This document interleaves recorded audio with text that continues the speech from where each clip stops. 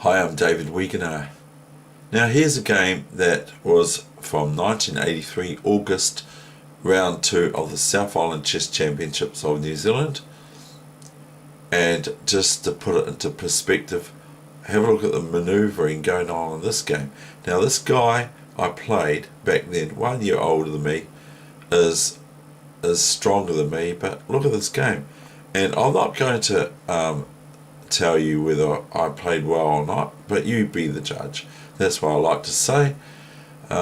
This player has been the top at the pinnacle of New Zealand chess, but after this round was played, I'm black of course, after this round was played, I had to play the New Zealand champion of that time back in 1983, who was actually in the South Island Chess Champs. So very, very hard game. I don't really want to put it on because it's like about 30 moves, but I just remember being positionally just ground down, and I was just so scared of the guy because he's a very, very, very strong player, a big influence on me. And also, why do you hear a wee bit drony? Because I've got some hay fever. Okay, so here we go. This is the game that was played back then on the 22nd of August 1983. I know it's a long time ago, but chess moves don't change. Have a look at what I consider to be very, very good positional play for me and for my opponent as well. Look how hard this game is. Have a look.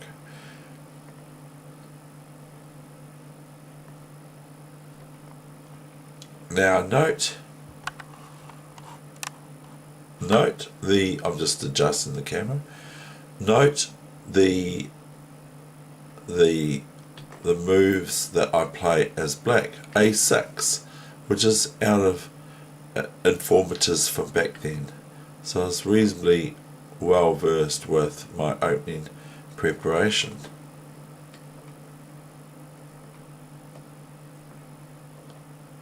But it's all very well knowing your opening, but you have to know how to actually play. Now this is quite cool because the bishop can go back to a7 because of the wee luft.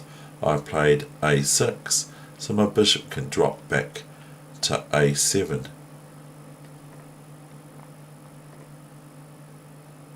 I would probably play here today knight e7, but I play knight f6. It's probably better because it sort of has an eye on black's kingside defense.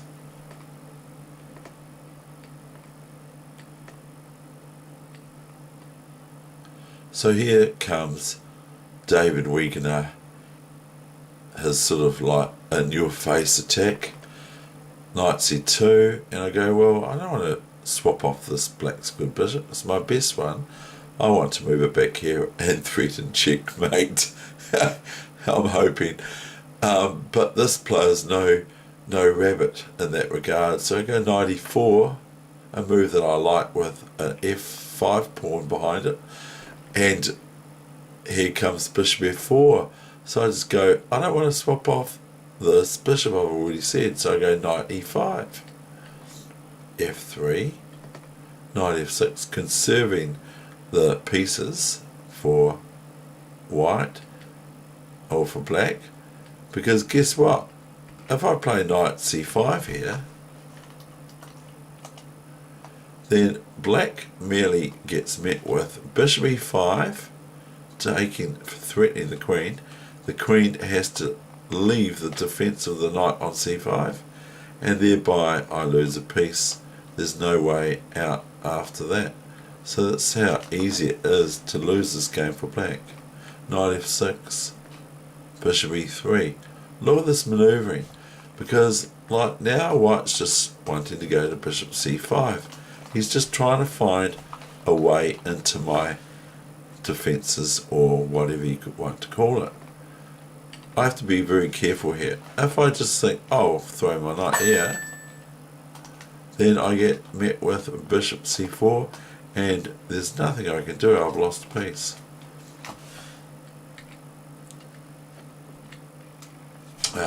Come on, back you go. Thank you, sorry about that. It's just my mouse getting in the way of my mouse pad or whatever. So now if bishop c5, which happens, then I can drop my queen back to c7. So here I'm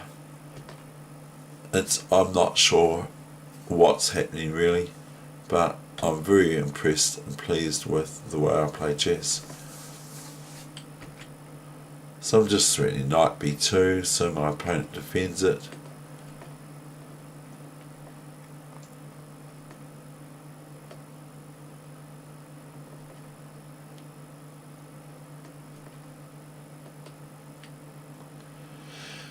Now here probably white can just play knight e6 and have a swap off, but if there's a swap off I can actually recapture with my pawn, and then I've got 3 pawn islands.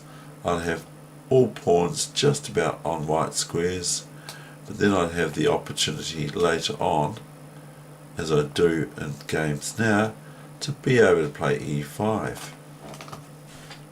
So here we go, bishop d3. So it's quite a nice wee struggle really. It's almost romantic. Queen d7, rook e2. See this?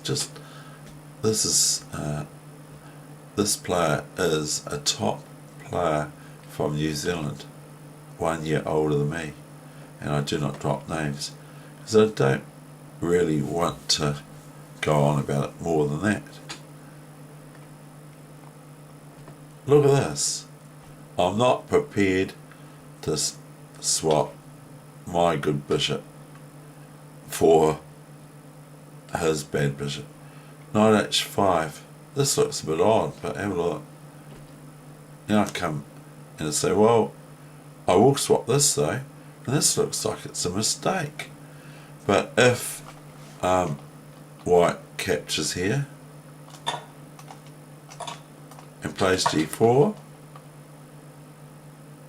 it's not like I thought, oh, I'll go here with the threat of queen h2 checkmate or check, because that would lose my knight on h5, but I would have just had planned queen here or queen here because the pawn's pinned. So for those who want to see that sort of thing,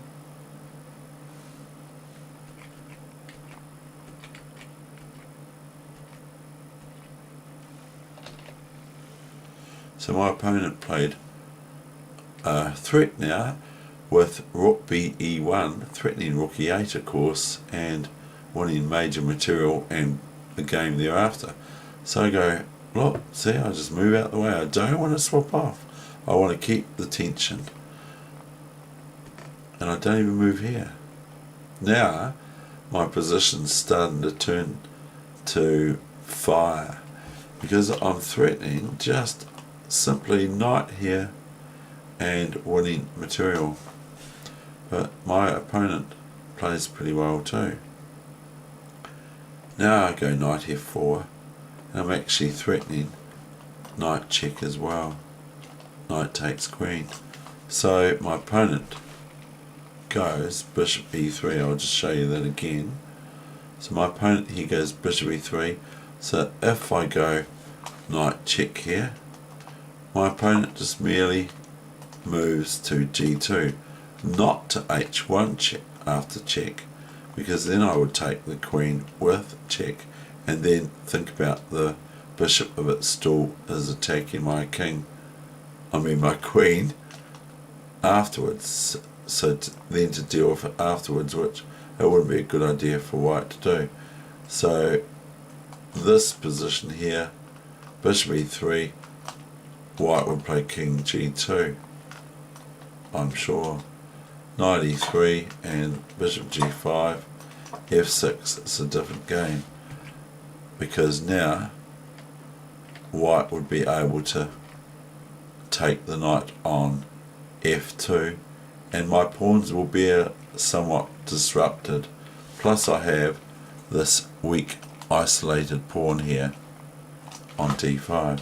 So we've got the the moves, bishop e3, and then we have knight takes bishop.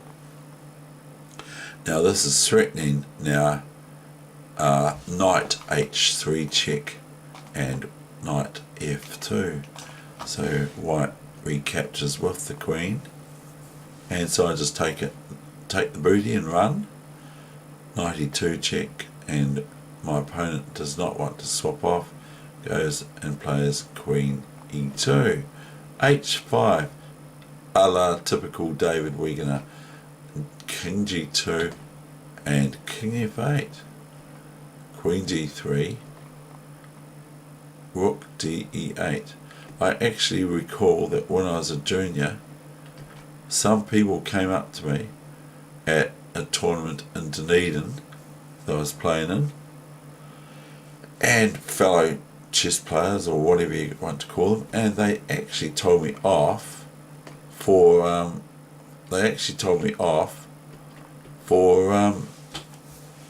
being so bold. So I got told off for being bold in chess. They didn't like it. So here we have the final position, and white exceeded the speed limit, which is the time control, and it's pretty hopeless really anyway. Okay, thank you very much.